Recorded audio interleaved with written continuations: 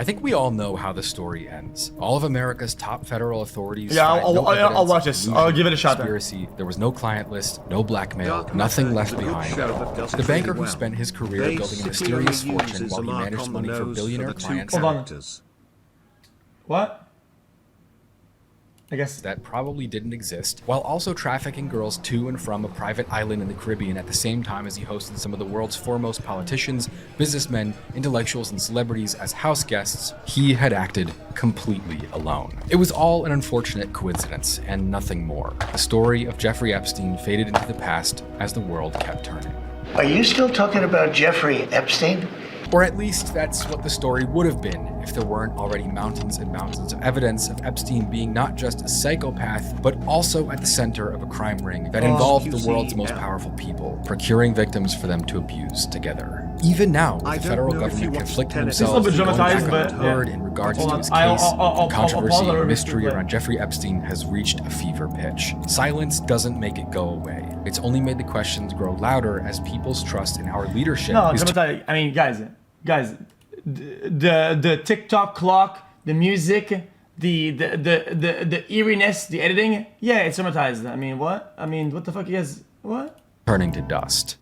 But in order to understand how Jeffrey Epstein was allowed to happen, what made him the monster he was, we have to go all the way back to the beginning, before the island, before the fortunes, before the world knew his name. And we have to take a much closer look at his life and the system that enabled him. Jeffrey Epstein first appears in any public capacity in July of 1980 when he's 27 years old. But the context is very strange. Who is this guy? There's an article I found from Cosmopolitan magazine where he was listed as Bachelor of the Month with a tiny blurb and a black and white photo next to it. It says, financial strategist Jeffrey Epstein talks only to people who make over $1 million a year. If you're a cute Texas girl, write this New York dynamo at 55 Water Street, 49th floor, New York, blah, blah, blah. Because for the first 20 years of his career, Epstein garnered only occasional and brief mentions in the press. He had no real public recognition at all in the way that most high-level bankers might. And that's because there wasn't really a sensible explanation as to how he got there in the first place. Jeffrey Edward Epstein, born in Brooklyn in 1953, was the son of two working-class Jewish parents who, by all accounts, were completely Yo, what's on his head?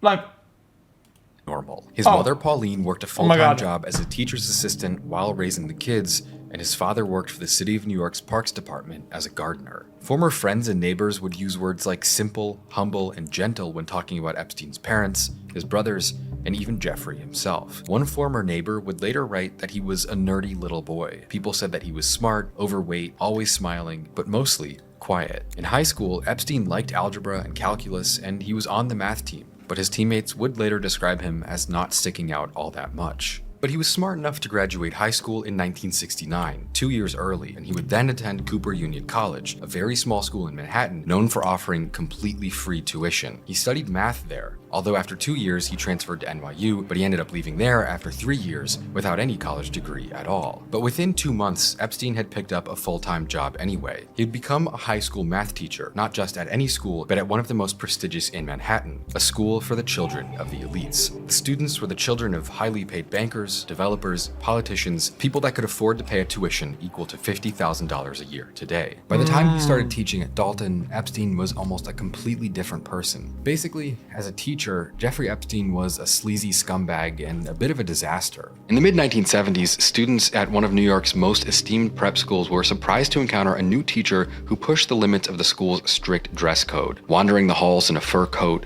gold chains, and an open shirt that exposed his chest. But it wasn't just a willingness to dress provocatively, it was how he interacted with students that left an impression on many of them for decades after. He was apparently popular among female students, as many young teachers might be, but the problem was that he not only embraced the attention, but also seemed to have chased after it. The story goes that at one point, he even started showing up at students' parties, including ones where they would have been drinking underage. But before this private school teacher in his mid-20s could ever get involved in something that might implicate him in a serious way, Epstein was fired from the Dalton School for performance issues. He simply wasn't a good teacher. But at the same time though, he was able to move his career in a way that I could only describe as failing upwards. Because if you fast forward about 20 years, Epstein was no longer this sort of aimless college dropout who had a reputation for being a bit of a creep towards students at the school he worked at. It was almost as if Epstein would go on to become a completely literally different person. When you look deeper at how exactly Epstein goes from this disgraced school teacher to flying a jetliner around the world while he rubs elbows with the rich and famous, the puzzle pieces don't really fit together. It would only be a few months after getting fired from the Dalton School in 1976 until Epstein found another job. Specifically, he got hired at the giant investment firm Bear Stearns as an assistant to a floor trader. And it's the second time he did that in just a couple of years. Because if he did do one thing right while working at Dalton, it was impress his students' rich and powerful parents.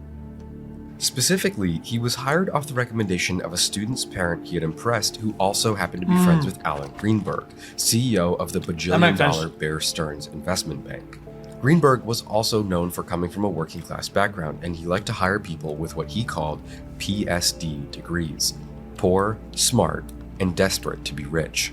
Whether or not getting his foot in the door was his original goal while working at a private school, whatever it was, Epstein had launched himself up the ladder in a massive way.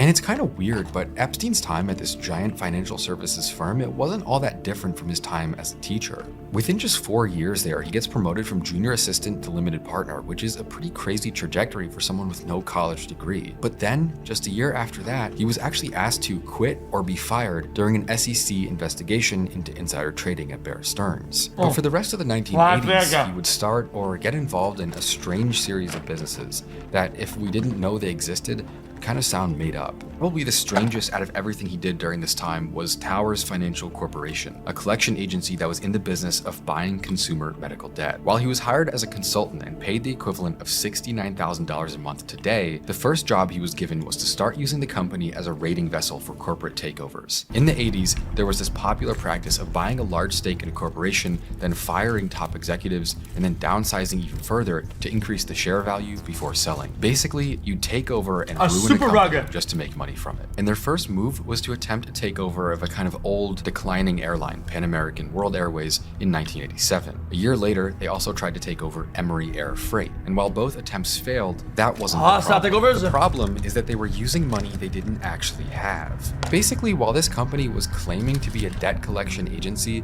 they had also raised $500 million from investors while promising big returns. They used the money on private jets, fancy houses, expensive cars, and their plan for paying it all back was to attempt those crazy corporate takeovers that were supposed to make enough profit to cover everything. But then when the takeovers failed, they had nowhere to turn, no money to repay the investors, and it all fell apart. And so in 1993, Towers Financial would implode after being exposed as one of the biggest Ponzi schemes in American history. But when it came time for his former business partner, Stephen Hoffenberg, to be deposed and tell his side of the story in court, he didn't just throw Epstein under the bus, he basically blamed the whole thing on him. But by the time the company collapsed and was being investigated, Epstein had already been gone for 3 years. He would never be charged with anything related to Towers Financial. Meanwhile, his business partner Hoffenberg, he would spend nearly 20 years in prison. I don't think we have an exact reason why Epstein was never charged for being on the inside of one of the biggest Ponzi schemes ever. One explanation is that Hoffenberg could have been lying. His testimony during his case was considered kind of generally unreliable. He would lie about a lot of stuff. Always tell the truth. Another reason is that Epstein was never really on the record as being deeply involved in the fraud because apparently they didn't use his name for the trades or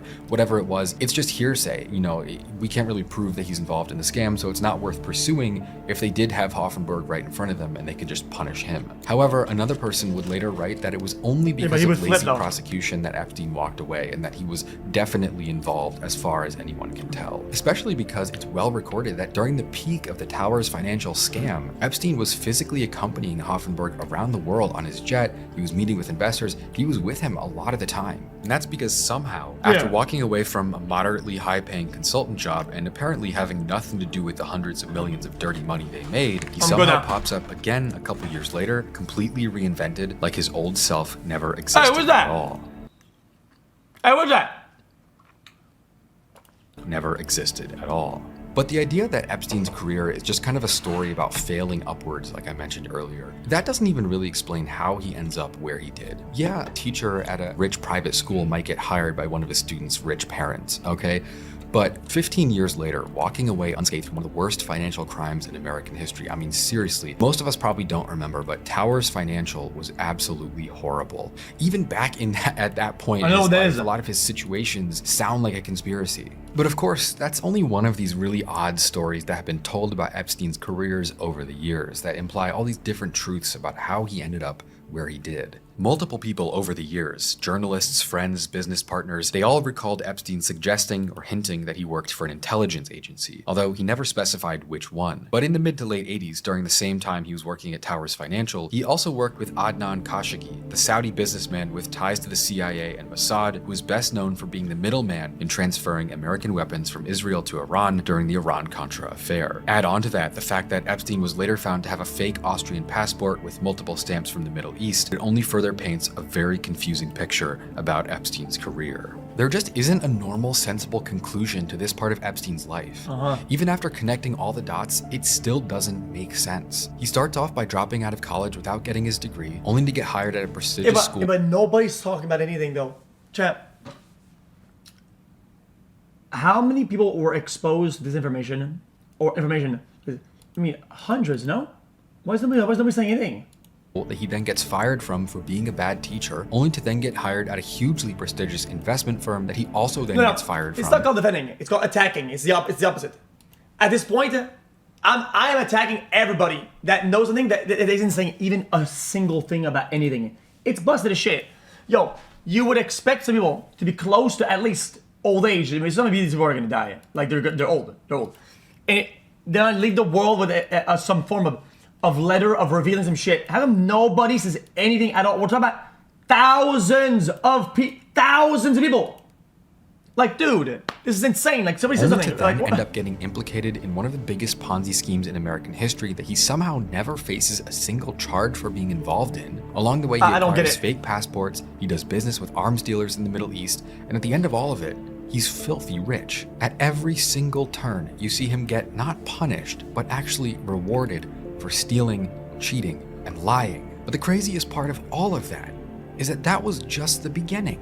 In the late 80s, Epstein forms a new company, Epstein & Co., a wealth management firm where he establishes immediately that he's not going to take any clients with a net worth of under $1 billion. It was around the time that Epstein launched Epstein & Co., his investment services company, that his life kind of just seems to completely change all over again for what feels like the 100th time in a row.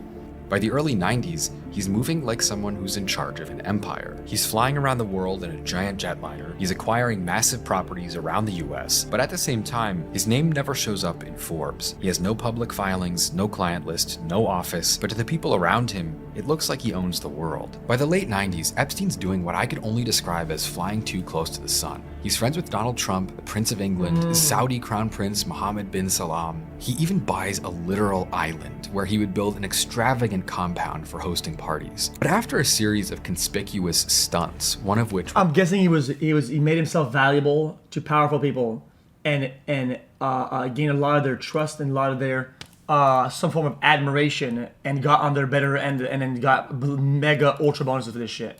Was a trip to Africa. He seems like Kevin Spacey as not passengers. just blackmail. It gets to though. a point where Epstein is too big. I wouldn't judge that like only that blackmail. Public, people are wondering how Epstein made all this money, where he came from, what's the point of everything he does. How he got to this level of social status is yet another strange story in this never-ending list of strange stories. Blackmail, guys. And a big part of it would be in a big scheme like this, blackmail will be the last straw, right? Once you pull blackmail on one person, on a few people, you're cooked. You lose the trust of everybody. You lose your entire cover that whatever you worked on loses. That'd be his last play. Before this, look at some of the footage. People enjoy being around him. You know, people are smiling and shit, fucking whatever. Like, clearly, they were from this person. Like, it is very I'm saying he was on their good side.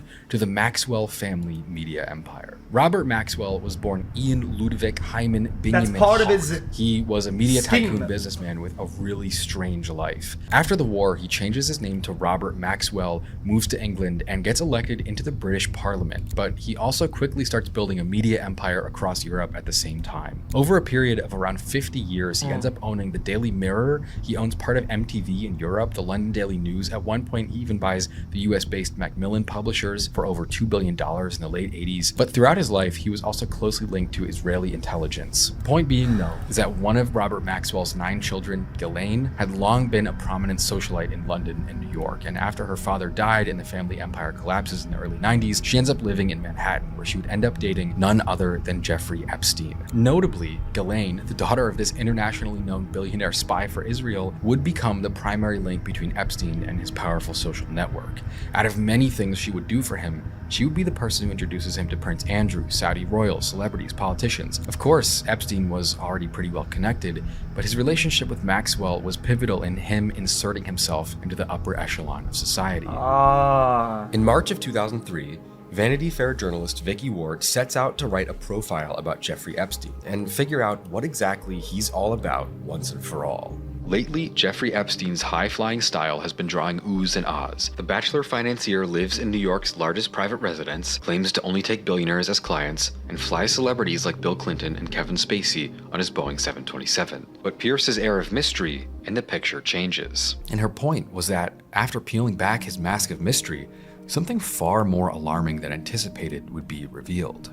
Her research led her to question the idea that Epstein made all of his money with an exclusive and private investment firm where he'd only take on billionaires as clients. Right. She suggests that Leslie Wexner is the only client Epstein ever had, but even more than that his business isn't really how he made his money at all. What she found made it look like Epstein really wasn't a genius investor at all, but probably acquired the majority of his mysterious fortune from the Tower's financial Ponzi scheme, which he was far more involved in than the official story would suggest. She essentially made him look like a fraud, a con man with no substantial investing history, that only gave him a hiding few behind $100 the million, persona though. of an elite financial mastermind, while building up a social network to make him look a lot more sophisticated than he really was. It's even worse than what they did publish about him is what they didn't. That's it. It's just, it ends like this. I'm not a fan of the editing of this video. It goes up and down and goes into slabs and stop, boom, different type of vibe. Boom. It's very odd. You know what I mean? Anybody agrees with that?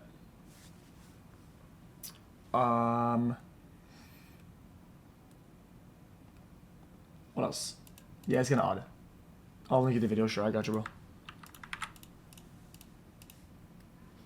Very odd. Anyway,